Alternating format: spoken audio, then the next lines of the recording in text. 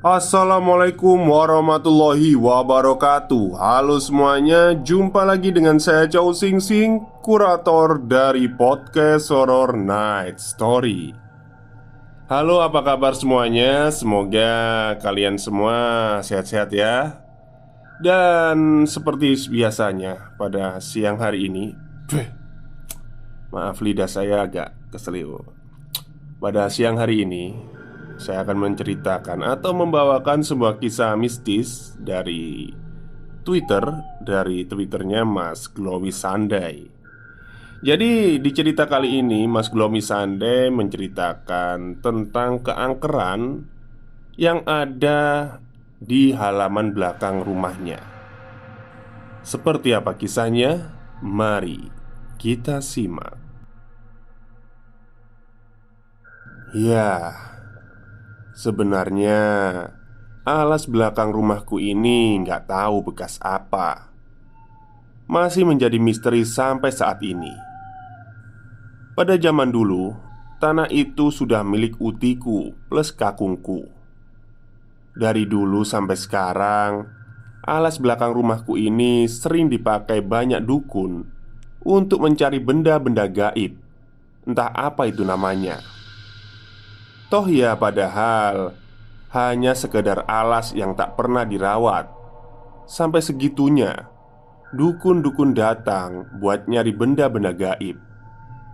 Hampir setiap hari Jumat, banyak juga orang yang datang ritual di sana. Jadi nggak heran kalau di belakang rumahku selalu ramai orang-orang aneh yang berdatangan. Dan herannya, warga di kampungku tidak pernah melarang mereka untuk melakukan hal aneh tersebut. Jadi ya, selalu dibiarkan begitu saja. Kampungku ini pastinya terletak di Pulau Jawa.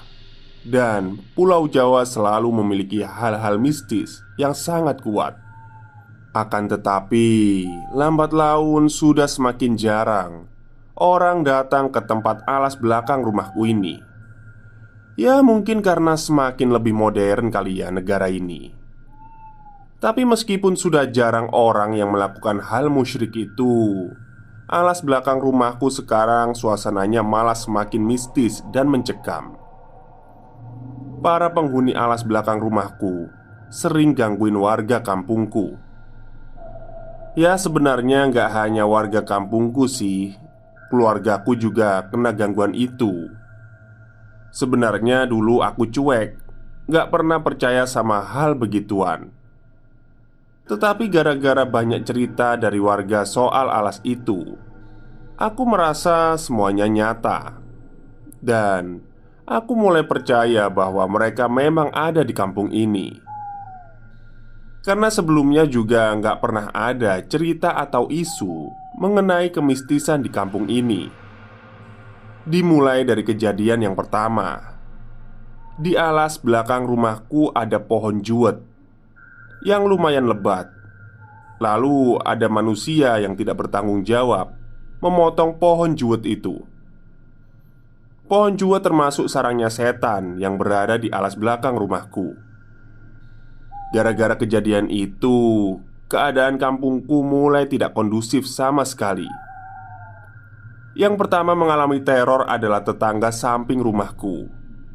Sewaktu anaknya berada di rumah sendirian, dia iseng-iseng ngerekam ke arah tembok yang sebelahnya bekas tebangan pohon juwet itu. Lalu waktu dia ngerekam, dia menangkap sesuatu, tapi langsung hilang. Kemudian dia ngecek hasil videonya, dan ternyata ada sosok genderuwo yang sangat besar muncul dari arah tebangan pohon juwet itu.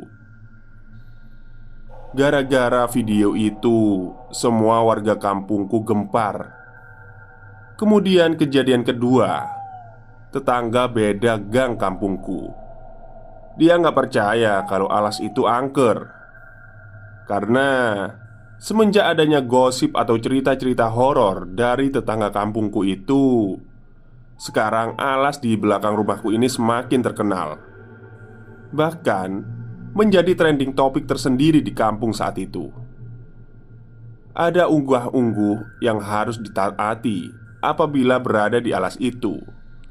Jadi, semisal ada orang yang pergi ke alas itu harus menjaga sopan santun, dilarang keras berbicara sara, kotor, ataupun dengan nada keras.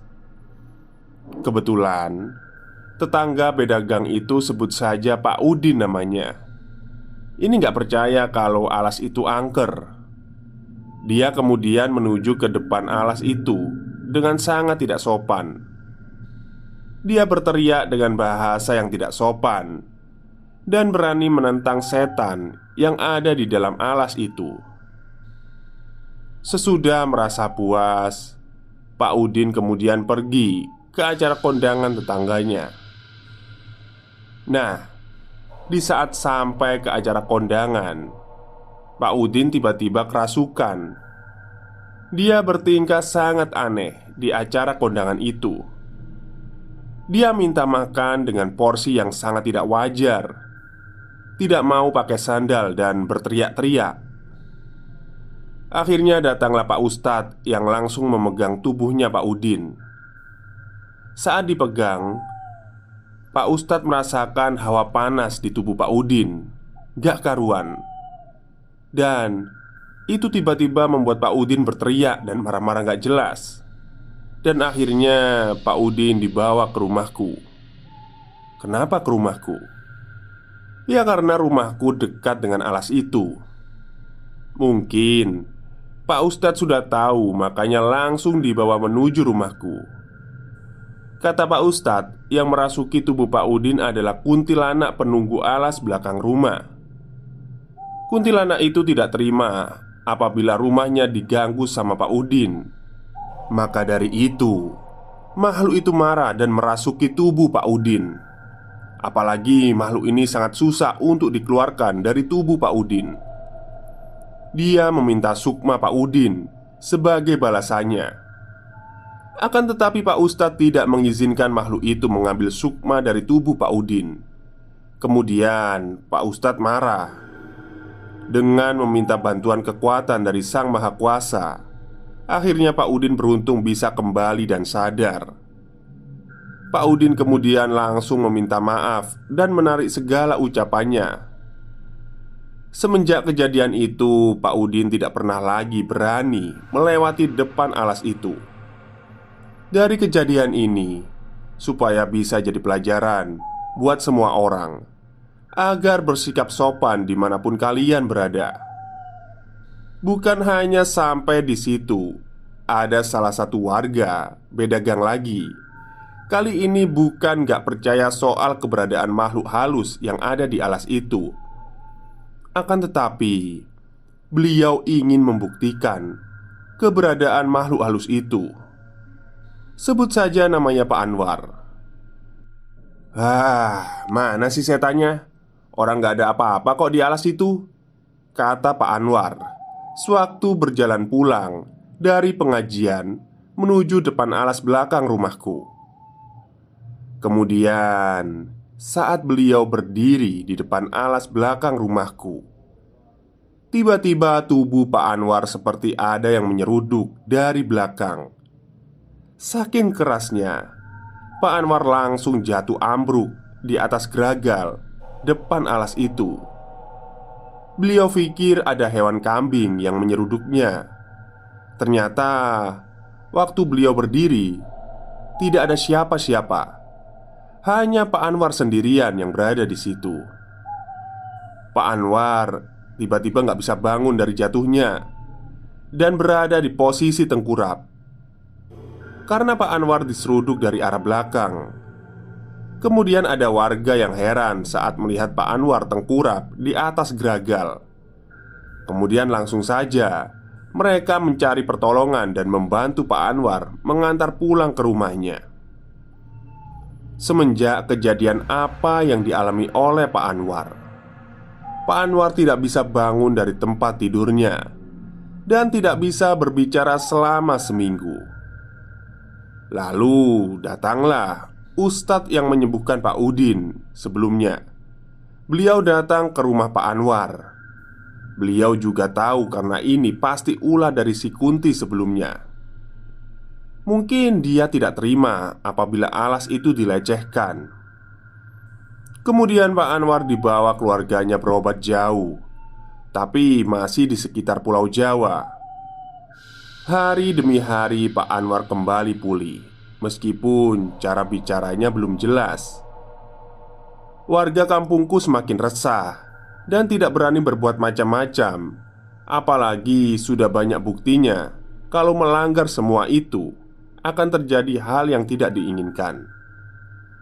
Kemudian ada Bapak Satpam yang menjaga pos dekat alas itu.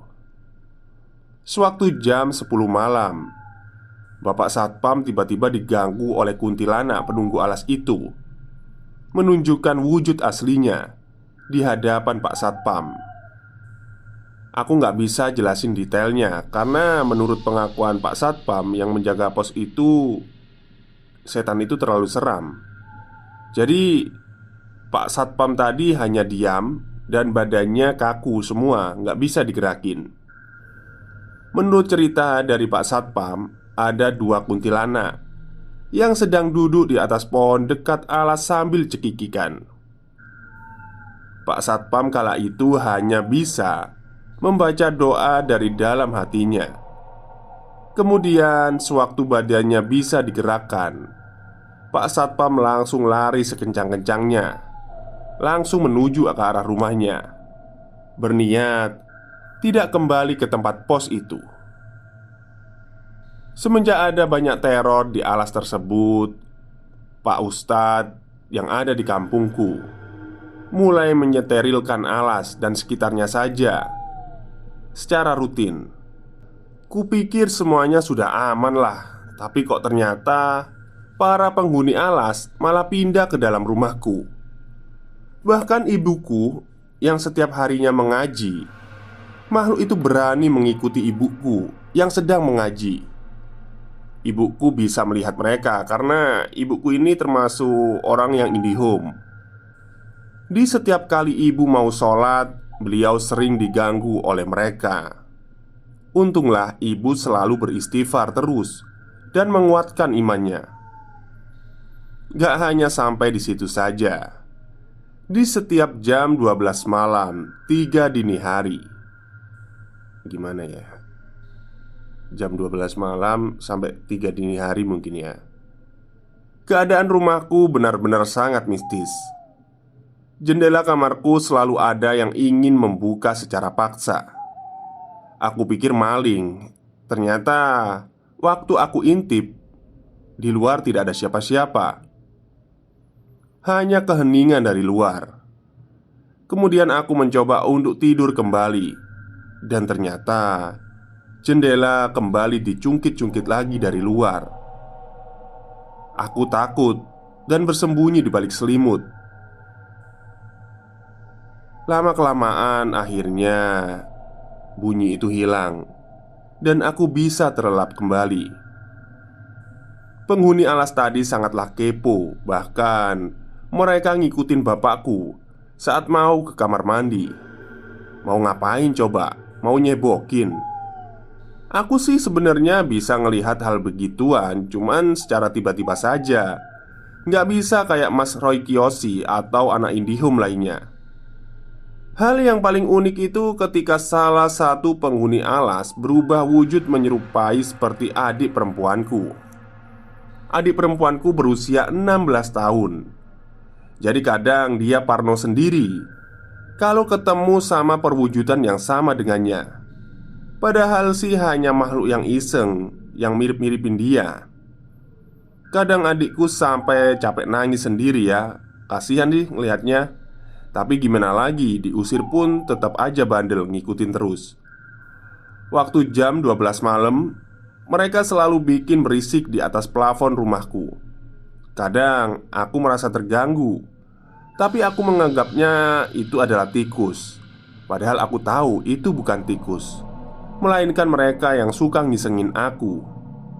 Dan ada lagi yang bikin aku dongkol. Bau mereka itu pas muncul, itu baunya mirip parfum yang aku pakai sehari-hari buat ngampus. Waduh, kok bisa ya? Terus aku cobalah ganti parfum lagi. Ternyata marah mereka mengikutin bau parfumku yang baru ini.